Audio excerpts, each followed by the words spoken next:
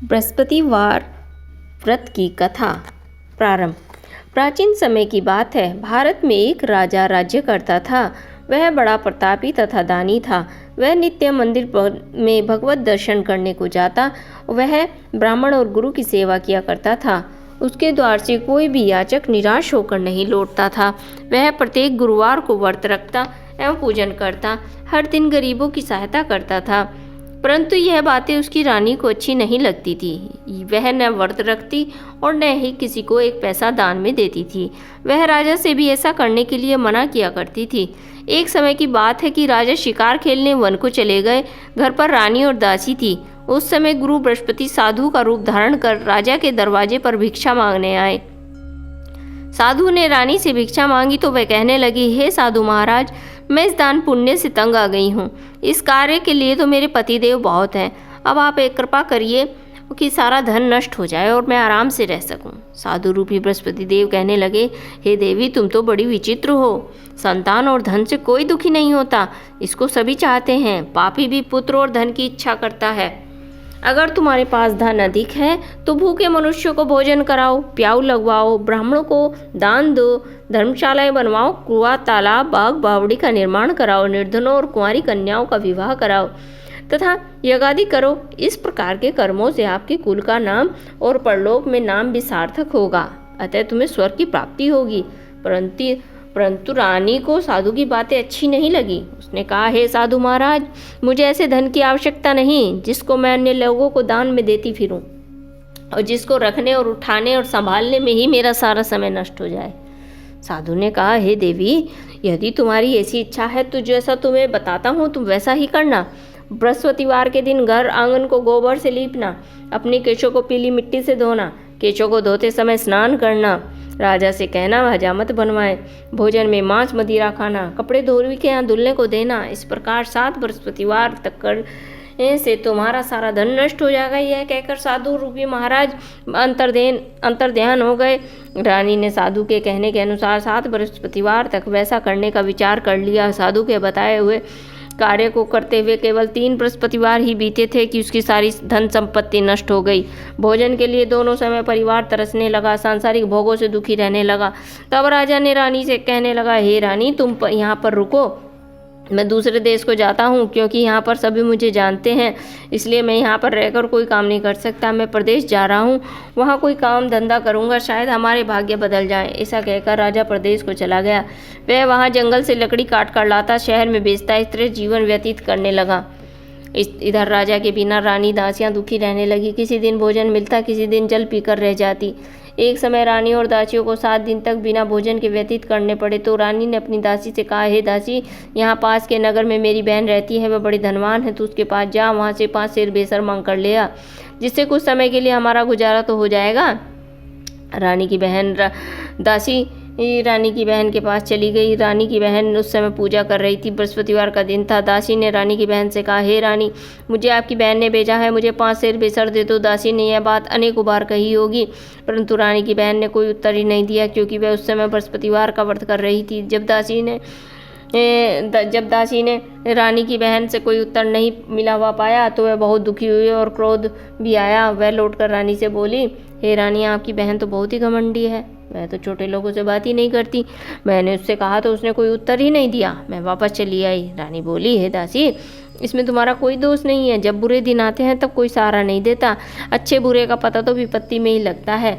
जो ईश्वर की इच्छा होगी वही होगा, यह हमारे भाग्य का दोष है। उधर रानी की बहन ने सोचा कि मेरी बहन की दासी आई थी, परंतु मैं उससे कुछ बोल नहीं पाई, इससे वह बहुत दुखी होगी। अतः कथा सुनो। विष्णु भगवान जी का पूजन समाप्त कर अपनी बहन के घर आई और कहने लगी, हे बहन, मैं बृहस्पतिवार का व्रत कर रही थी, तुम्हारी दासी हमारे घर गई थी, परंतु जब तक कथा होती है तब तक हम लोग ना उठते हैं, ना बोलते हैं, ना इसलिए मैं नहीं बोली।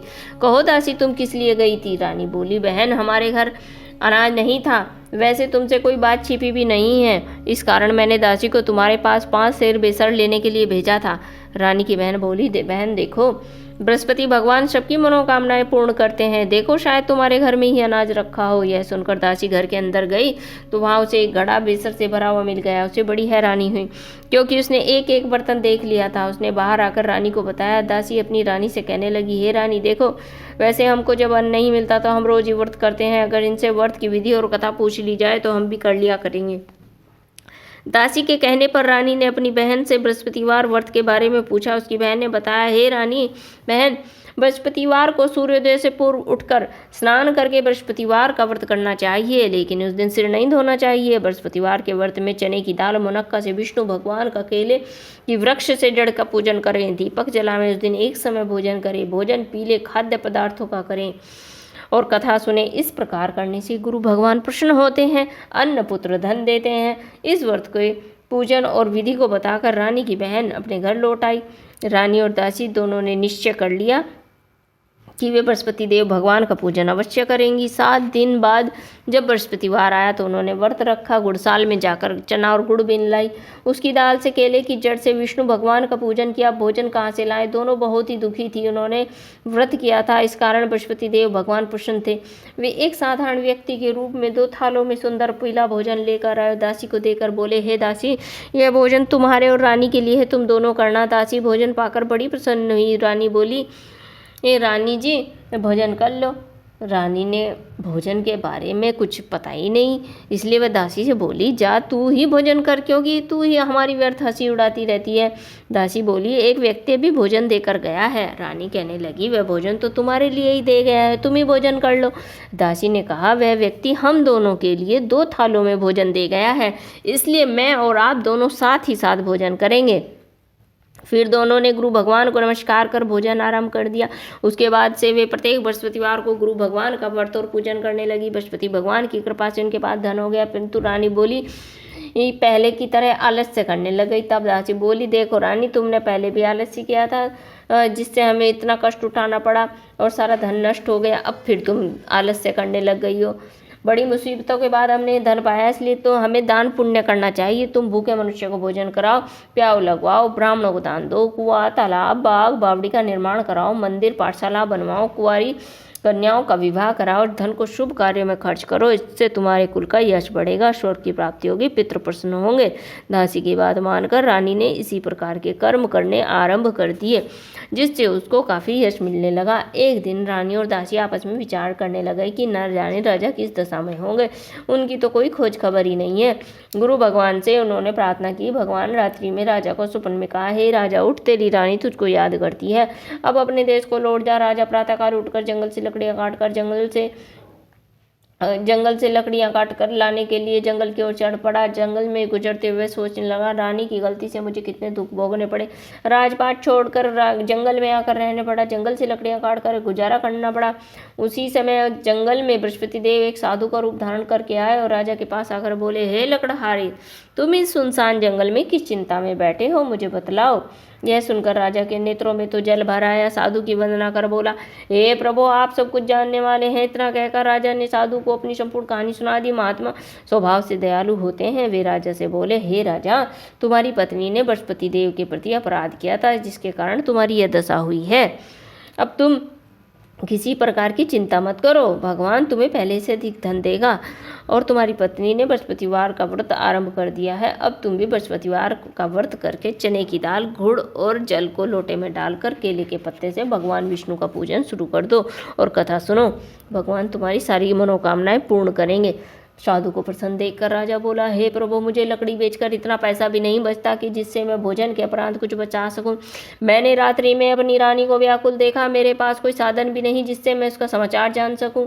फिर मैं बृहस्पतिवार की कौन सी कहानी कहूं या सुनूं, मुझे तो कुछ भी मालूम नहीं है। साधु ने कहा, हे राजा, तुम किसी प्रकार की चिंता मत करो। बृहस्पति देव के दिन तुम रोजाना की तरह लकड़ियां लेकर शहर में जाना और तुम्हें रोज से 2 गुना धन प्राप्त होगा, जिससे तुम भली भांति भोजन भी कर लोगे और बृहस्पति देव की पूजा का सामान भी आ जाएगा। बृहस्पति देव की कथा इस प्रकार है, मैं तुम्हें कथा सुनाता हूँ।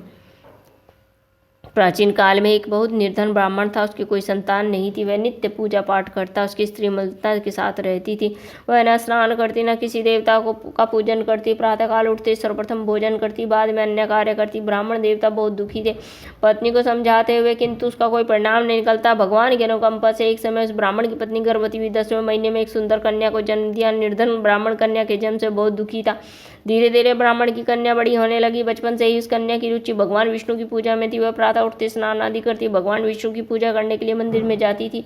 बृहस्पतिवार को व्रत करके विधि पूर्वक पूजा पाठ करती। पूजा पाठ के बाद वह पढ़ने के लिए पाठशाला जाती। पगड़ से मुट्ठी भर जौ लेकर जाती। रास्ते में थोड़े थोड़े जौ गिराती जाती। जब तक वह पाठशाला से घर लौटती, हुए जौ के दाने सोने में बदले हुए मिलते। लड़की उन सभी दानों को बिन लाती थी। एक दिन जब वह सोने के दानों को साफ कर रही थी, उसकी माँ ने कहा, बेटी, सोने के दाने साफ करने के लिए सोने का सूप भी होना चाहिए। अगले दिन बृहस्पतिवार था। उसने भगवान बृहस्पतिदेव की पूजा करते हुए प्रार्थना की, हे भगवान, यदि मैंने व्रत आपका विधिवत किया हो तो मुझे सोने का सूप दे। तो भगवान बृहस्पतिदेव ने उसकी मनोकामना पूरी करने का वचन दिया। पाठशाला से लौटते समय उसे रास्ते में सोने का सूप पड़ा हुआ मिला। घर से लौटकर सोने का सूप अपनी माँ को दिखाकर वह सोने के दाने साफ करने लगी। उसी नगर में नगर का राजकुमार उसके घर के पास से गुजरा। उस सुंदर लड़की को सोने के सूप में जो साफ करते देखकर राजकुमार उस पर मोहित हो गया। महल में लौटकर राजकुमार ने राजा से उस लड़की के विवाह करने की इच्छा प्रकट की। तो राजा ने ब्राह्मण को महल में बुलाकर राजकुमार से लड़की का विवाह की बात की। ब्राह्मण तैयार हो गया। धूमधाम से उस लड़की का विवाह राजकुमार से गया। दुल्हन बनकर ब्राह्मण की लड़की महल में चली गई। लड़की के चले जाने से ब्राह्मण फिर से निर्धन हो गया। उसे कई कई दिनों तक भोजन नहीं मिलता। बहुत दुखी होकर ब्राह्मण एक दिन अपनी लड़की के पास गया। अपने पिता से निर्धनता का समाचार सुनकर उससे बहुत धन देकर पिता को विदा किया। उस धन से ब्राह्मणों ने न कुछ दिन तो आराम से अपना जिंदगी बसर कर ली, लेकिन जल्द ही फिर भूखों मरने की हालत हो गई। ब्राह्मण अपनी लड़की से धन लेने के लिए फिर महल में पहुंच गया। लड़की ने अपने पिता की बुरी हालत देखकर कहा, पिताजी, आखिर कब तक मुझसे धन लेकर जीवन यापन करते रहेंगे? आप कोई ऐसा उपाय क्यों नहीं करते जिससे आपका घर धन संपत्ति से भर जाए? ब्राह्मण ने कहा, मैं तो तुम्हारी माता को बहुत समझा लिया, पर उनकी समझ में तो कुछ आता नहीं। उनका फूहड़पन नष्ट हो तो घर की निर्धनता भी दूर हो जाए। तब कुछ सोच समझ कर लड़की ने पिताजी से कहा, हे पिताजी, आप कुछ दिनों के लिए माँ को मेरे पास छोड़ जाइए। तब कुछ सोचकर ब्राह्मण की पत्नी को लड़की के पास महल में छोड़ आया। लड़की ने अपनी माँ से कहा, माँ, तुम प्रातःकाल उठकर स्नान आदि करके भगवान विष्णु की पूजा अवश्य करना। पूजा करने से तुम्हारी निर्धनता अवश्य दूर हो जाएगी। लेकिन उसकी माँ ने उसकी कोई बात नहीं मानी। तब क्रोधित होकर लड़की ने माँ को एक कक्ष में बंद कर दिया। सूर्योदय से समय उठाकर जबरदस्ती स्नान कराया। फिर मंदिर में ले जाकर बृहस्पति देव की पूजा कराई। कुछ दिनों तक ऐसा करने से माँ की बुद्धि में परिवर्तन हो गया। अतः वह स्वयं ही बृहस्पतिवार का व्रत रखने लग गई। उसके व्रत करने से ब्राह्मण के घर में भगवान विष्णु की अनुकंपा से धन की वर्षा होने लगी। दोनों पति पत्नी धन संपत्ति पाकर आनंद पूर्वक जीवन यापन करते हुए विष्णु धाम को चले गए। लकड़हारा बने राजा ने उस साधु को भगवान बृहस्पति देव की कथा सुनकर बृहस्पतिवार का व्रत करके भगवान विष्णु की पूजा की। उस दिन से उसके सभी क्लेश दूर हो गए। लेकिन अगले बृहस्पतिवार को काम काज में अधिक व्यस्त रहने के कारण उसने भगवान बृहस्पति देव का व्रत नहीं किया। भगवान बृहस्पति देव लकड़हारे से क्रोधित हो गए, उसे भूल की सजा दी। उस दिन नगर के राजा ने नगर में घोषणा करके सबको सूचित कर दिया कि प्रत्येक नागरिक मेरे महल में भोजन करने को आए। जो नहीं आएगा उसे अपराधी मानकर भारी दंड दिया जाएगा। लकड़हारा बने राजा ने उस नगर के राजा की घोषणा सुनी, लेकिन जंगल से लकड़ी काटकर लाने और उन्हें बेचने में देर हो जाने के कारण महल में भोजन करने को नहीं जा सका। अतः राजा के सैनिक लकड़हारे को पकड़कर महल में ले गए। राजा ने उसे महल में एक कक्ष में बैठाकर भोजन कराया। उस कक्ष में एक खूंटी पर सोने का हार लटका हुआ था। लकड़हारा अकेला उस कक्ष में भोजन कर रहा था। तभी उसने एक आश्चर्यजनक घटना घटती हुई देखी। देखते ही देखते हुए खूंटी हार को निकल गई। थोड़ी देर के बाद राजा ने हार को गायब देखा तो लकड़हारे को कारावास में डलवा दिया। लकड़हारा मन ही मन अपने भाग्य को कोसने लगा। तभी उसे जंगल में मिले साधु का स्मरण आया। थोड़ी देर में भगवान बृहस्पति देव सन्यासी के रूप में उसके सामने प्रकट हुए और कहा, हे लकड़हारे, तूने भगवान बृहस्पति देव की पूजा नहीं की, इसी कारण तुम्हें कष्ट हुआ है। लेकिन अब चिंता मत करना। बृहस्पतिवार के दिन कारागार के दरवाजे पर तुम्हें कुछ पैसे पड़े हुए मिलेंगे। उन पैसों से भगवान बृहस्पति देव की पूजा करना और तुम्हारे सारे दुख नष्ट हो जाएंगे। उन पैसों से भगवान बृहस्पति देव का व्रत करके चने और गुड़ मंगाकर लकड़हारे ने बृहस्पतिवार की कथा कही और भगवान बृहस्पति देव ने प्रसन्न होकर उसके नगर के राजा को स्वप्न में लकड़हारे को कारागार से मुक्त करने को कहा। सुबह राजा ने अपने कक्ष में आकर देखा तो खूंटी पर हार लटका हुआ था। राजा ने लकड़हारे को मुक्त कर दिया, उसे धन और आभूषण देकर विदा कर दिया। लकड़हारा बना राजा उस नगर से चलकर अपने नगर में पहुंचा था। उस नगर में कुएं, धर्मशाला, बाग बगीचे देखकर बहुत प्रसन्न हुआ। राजा ने पूछा, ये किसने बनवाए हैं? सबने यही बताया कि ये सब रानी उर्वशी ने बनवाए हैं। राजा महल में पहुंचा तो रानी ने उसका भव्य स्वागत किया। तब राजा ने निश्चय कर लिया कि सप्ताह में एक बार तो सभी बृहस्पति देव का व्रत कर पूजन करते हैं, परंतु मैं प्रतिदिन व्रत किया करूंगा, दिन में 3 बार कथा कहा करूंगा। अब राजा हर समय दुसाले में चने की दाल बांधे रहता तथा दिन में 3 बार बृहस्पति देव की कथा कहता। कुछ दिनों बाद राजा को अपनी बहन की याद आ गई। एक दिन घोड़े पर सवार होकर राजा अपनी बहन से मिलने चल दिए। अभी राजा नगर के पास ही पहुंचा था तो उसने कुछ लोगों को शव ले जाते हुए देखा। राजा को स्मरण आया कि आज उसने तो बृहस्पतिवार की कथा किसी को नहीं सुनाई है। राजा ने उन लोगों को रोककर कहा, भाइयों, आप शव को ले जाने से पहले मुझसे बृहस्पतिवार की कथा सुन ले। लोगों ने राजा पर क्रोधित होते हुए कहा, तुम पागल तो नहीं हो? लेकिन कुछ बड़े बूढ़ों ने लोगों ने कहा, अच्छा भाई, साथ साथ चलते रहो, अपनी कथा भी कहते रहो। राजा के चलते हुए कथा आदि हुई, शव हिलने लगा। राजा की कथा पूरी हुई, शव उठकर बैठ गया। लोगों ने रानी से दांतों तले उंगली दबाई। अगले बृहस्पतिवार से भगवान बृहस्पति देव का व्रत करने व कथा सुनने का निश्चय कर लिया। अब घोड़े पर सवार राजा को चलते हुए एक किसान के पास पहुंचा। किसान अपने खेत में हल चला रहा था। राजा ने कहा, अरे भाई, मुझसे बृहस्पतिवार की कथा सुन लो। किसान ने झुंझलाकर कहा, अरे भाई, देख नहीं रहे हो, जितनी देर तक तुम्हारी कथा सुनूंगा उतनी देर में तो पूरे खेत में हल चला लूंगा। राजा निराश होकर लौटने लगे। तभी किसान के बैल लड़खड़ाकर जमीन पर जा गिरे। किसान के पेट में भी जोरों का दर्द होने लगा। उस किसान की पत्नी जब खाना लेकर आई तो उसने किसान से इस बारे में पूछ लिया। किसान ने घुड़सवार की पूरी कहानी सुना दी। किसान की पत्नी दौड़ती हुई राजा के पास पहुंचकर हाथ जोड़कर बोली, भैया, मैं तुम्हारी कथा सुनने को तैयार हूँ। राजा ने उसके साथ खेत पर पहुंचकर बृहस्पतिवार की कथा सुनाई। तभी बैल भी उठकर खड़े हो गए। किसान के पेट का दर्द भी तुरंत ठीक हो गया। राजा अपनी बहन के घर पहुंचा तो उसका बहुत स्वागत हुआ। अगले दिन सुबह उठकर राजा ने देखा कि घर के सभी लोग तो भोजन कर रहे हैं। किसी भूखे व्यक्ति को बृहस्पतिवार की कथा सुनाए बिना तो राजा भोजन भी नहीं करता था। उसने बहन से कहा, बहन, क्या तुम्हारे घर में कोई ऐसा व्यक्ति है जिसने अभी तक भोजन ना किया हो? उसकी बहन बोली, भैया, हमारे घर में तो क्या, पूरे नगर में भी तुम्हें ऐसा व्यक्ति नहीं मिलेगा जिसने सुबह सुबह भोजन नहीं किया हो। तब राजा ने अपनी बहन के घर से निकलकर उस नगर में बिना भोजन किए व्यक्ति की तलाश शुरू कर दी। एक गडरिये के घर में उसका बेटा बीमार होने के कारण भूखा रह गया था। राजा ने उसको जाकर बृहस्पतिवार की कथा सुनाई। कथा सुनते सुनते गडरिये का बेटा बिल्कुल ठीक हो गया। सबने राजा की बहुत प्रशंसा की। एक दिन राजा अपनी बहन से कहा, बहन, हम अपने घर जाना चाहते हैं, तुम भी हमारे साथ चलो, कुछ दिन वहाँ रहकर फिर लौट आना। राजा की बहन ने अपनी सास से पूछा तो सास ने ताने मारते हुए कहा, बहू, मायके जाना तो अकेली जाना, मेरे पोतों को नहीं ले जाना। तुम्हारे भाई के कोई संतान तो है नहीं, कहीं तुम्हारी भाभी मेरे पोतों पर कोई जादू टोना ना कर दे। दूसरे कक्ष में बहन की सास की बातें सुनकर राजा दुखी मन से अकेला ही अपने नगर को लौट आया। रानी ने राजा से कहा, आप तो अपनी बहन को साथ लाने की बात कहकर गए थे, फिर बहन को साथ क्यों नहीं लाए हो? तब राजा ने दुखी होते हुए कहा, रानी, हम निसंतान हैं, इसलिए हमारे घर आना कोई पसंद नहीं करता है। रानी ने राजा को समझा, हे प्राणनाथ, हमें बृहस्पति देव ने सब कुछ तो दिया है, अब भगवान बृहस्पति देव हमें संतान भी अवश्य देंगे। बृहस्पतिवार को विधिवत व्रत करते हुए राजा रानी ने भगवान बृहस्पति देव से संतान के लिए प्रार्थना की। कुछ दिनों के बाद उन्होंने स्वप्न में दर्शन देते हुए कहा, हे राजन, तेरी मनोकामना अवश्य पूरी होगी। एक सप्ताह बाद रानी गर्भवती हो गई। 10वें महीने में रानी ने एक सुंदर से पुत्र को जन्म दिया। राजा रानी जीवन पर्यंत बृहस्पतिवार का व्रत करते रहे। उनके घर में धन की वर्षा होती रही। इस तरह आनंद पूर्वक जीवन यापन करते हुए राजा रानी भगवान बृहस्पति देव की अनुकंपा से मोक्ष को प्राप्त करके सीधे वैकुंठ धाम को चले गए। बृहस्पतिवार को विधि पूर्वक व्रत करते हुए जो स्त्री या पुरुष भगवान विष्णु जी की पूजा करते हैं, भगवान उनकी सभी मनोकामनाएं पूरी करते हैं। इति श्री बृहस्पतिवार व्रत कथा। बोलो बृहस्पति भगवान की जय। बोलो देवादिदेव भगवान विष्णु की जय।